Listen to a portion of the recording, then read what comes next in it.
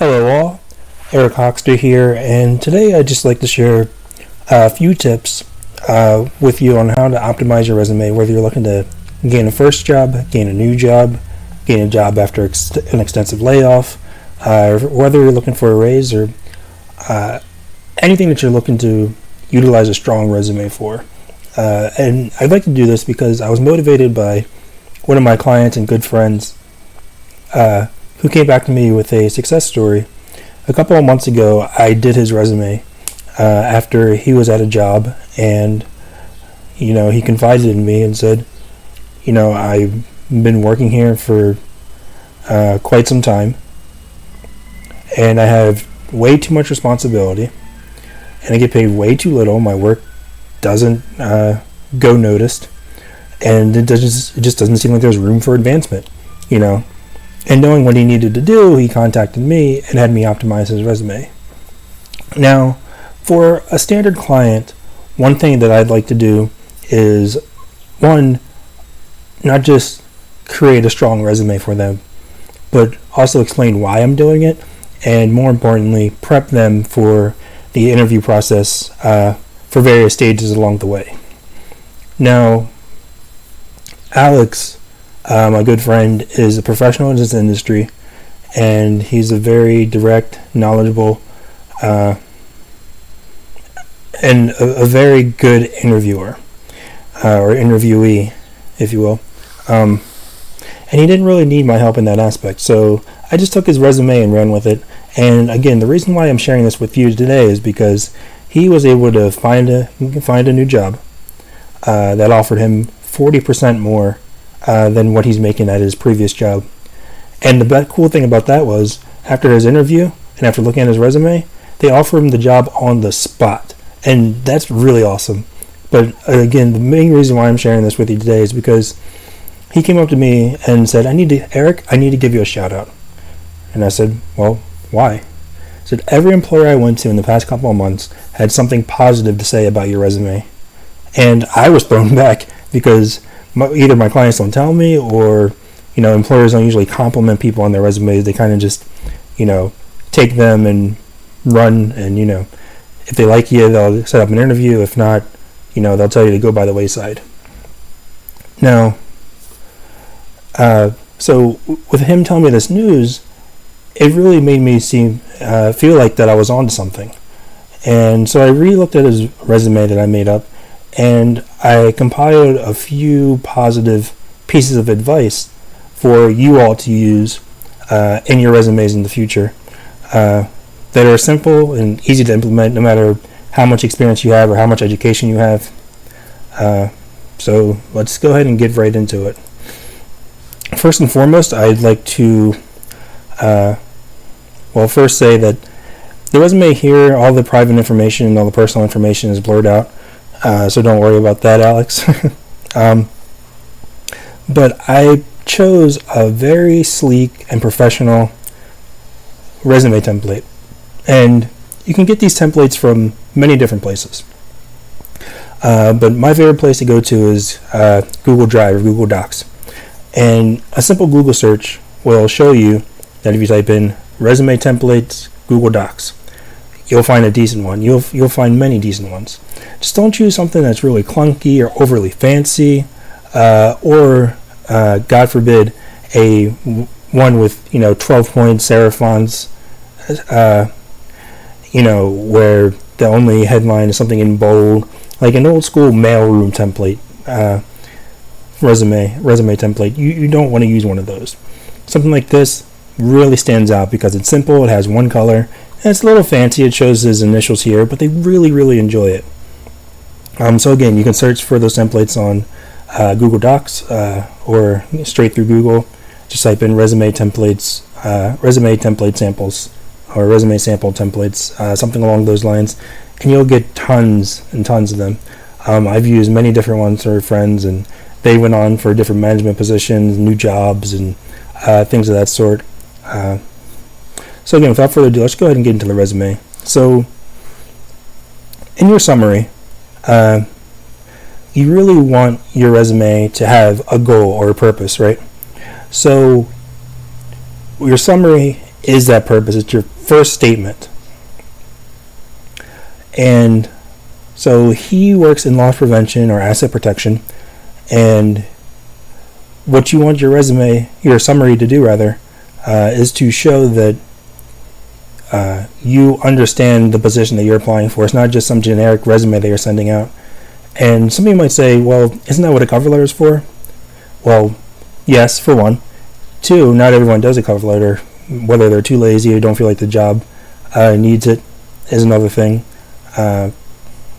And finally, a strong summary is more important than having a strong cover letter, in my opinion. This shows that you're really dedicated and understand and to the industry, and you know what you're looking for. Yes, the cover letter does that, but it's full of fluff, and you don't want too much fluff in your summary. It's just a simple sentence or two, and you just wanted to understand that, I have this experience and I want to be in this industry, and this is where I'm at in my career, and this is where I want to go, right? So let's read it. I'm not going to read everything in this resume. I just want to read the summary in its entirety. A goal-oriented operations professional who is looking to utilize strong organizational skills, prior operations, security, and event management experience, natural leadership, and a strong work ethic in order to gain employment while further developing his skills and abilities. It's exactly what he's looking for: the industry, the leadership experience, and where he's at. He's a young professional who still has room to grow. And one thing I want to note is you want to stay away from some of the fluff words. So words like goal-oriented, result-driven, they don't really mean anything, right? They're just words. Of course you're goal-oriented. Of course you're results-driven. Of course you want to, produce. That's the reason why, you have a job, or, it's just, it doesn't mean anything. And employers can see right through it. So you kind of want to limit those descriptions, those adjectives, to maybe one or two in the very beginning. But that's it. Do not use them too much throughout your resume. So, with the experience, here it is imperative that you use as much detail as possible. So, again, I put it all in bullet points in a font that's large enough to read and very easy on the eyes. So these are some of the tasks and, daily things that he needs to do, and his goals. That's where it gets very specific. You want to be as precise as possible in your resume. So he exceeded annual apprehension goals, exceeded 2016 apprehension goals by 9%. I think by the time I was finished the resume, it was up by 11. His year end is like in February or something. Recovered over $10,000 in merchandise in 2016. You got to be as precise as possible and as detailed as possible when giving these details. It shows that you care about what it is that you're doing. It shows that you can perform at what it is that you're doing, and that you understand the big picture, right? And you kind of want to show that, I understand, all of my responsibilities, and I was able to perform them. And not only I was able to perform them, but my supervisor, trusted me enough to task me with these tasks. So again, other duties include, and I always put that at the end of every single piece of experience, every single job, whether it's just general money handling experience or things of that sort. Just goes to show that your job entails a lot, and you understand that your job entails a lot, and you value the importance of your job. Okay. Event supervisor. Now, this doesn't relate to asset protection or loss prevention whatsoever, right? But it shows your leadership experience. And he didn't start as a supervisor. He had to work a tier lower and work his way up. But you want to put the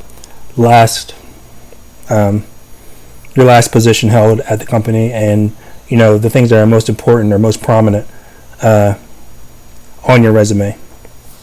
So again, with the details: train, supervise, and oversee staff of up to 50 employees. That's a lot. That's big. lead and oversee the success of events with up to 10,000 patrons. And here, you just kind of blurred out, provide organizational strategies for all events including, and these are where we name drop some very, very, very important events to the region and that are specific to the company, right?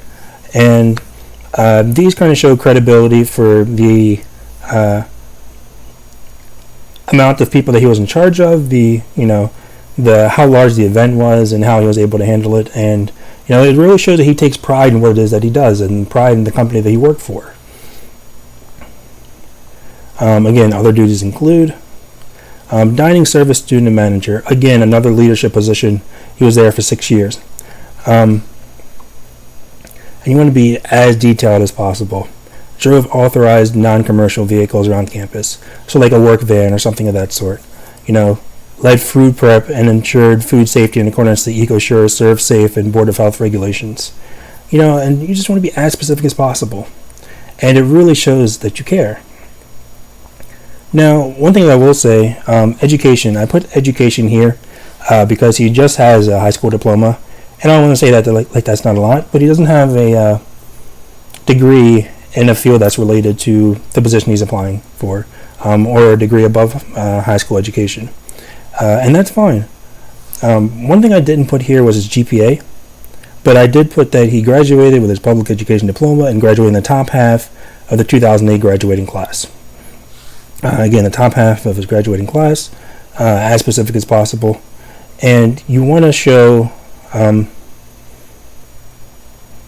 again, that, it's just, it plays, when I work with clients, you get to see that these details really do matter a whole lot, and they play into how I want, my clients to present themselves as an interviewee to, their potential supervisors, their potential employers. And even if you had a degree in a related field, I still would put that below your experience, even though tradition shows that you should put your education and computer proficiency and things at the top above your experience. The meat and potatoes is the practicality of your career, the things that you've actually done, not just the classes you've taken, but the things that you've done, the accomplishments. So that's why I put education down there. And if you have relevant experience, always put experience above education. Skills. Now, I put in a few soft skills here. That's one thing you always want to have. It's a little bit of fluff, but it's very important. These 3 skills are very important to the jobs that he's applying for, the careers that he's applying for, and the things that he's done. Able to work under pressure, team building. He's an effective communicator. And you can simply research soft versus hard skills on a resume and put together just a few skills and a blurb, a little sentence or two. I'd limit it to 1 sentence, but 2 is fine. And just put 2 or 3 soft skills on your resume to show that, you can perform well in groups, you can perform well on team tasks and individually. And you have the big picture in mind, right? So again, that's very important. One thing that I would add is that you should have volunteer experience on your resume and computer proficiency on your resume, for the most part, depending on your industry. Now here, his job doesn't require much experience with computers and such, so I kind of left most of that out. Most of clients would put their words per minute. I'd put the languages they're proficient in, whether it's PHP, CSS, or JavaScript. And I would just stick that somewhere on the resume. But it's not truly important. So again, I left it short, simple, and precise. And that's the theme throughout this resume. Volunteer experience, it's very important if you don't have much work experience or much education. But here he has the leadership experience, very important, and the industry experience directly, so I didn't bother putting any of his volunteer experience because for the most part it's a little bit irrelevant to the task he's going to be performing at work. And he has already shown the type of character that he is. References, available upon request. That might seem unnecessary, but I always put that because it shows that, no matter what you have on your resume, you're saying, this is all true, and I will give you the contact info if you wish to double check my work, right? And I always say put references available upon request. I would not put the contact info for specific references unless the job asks for it directly. So again, just be as specific as possible. Choose a simple template, and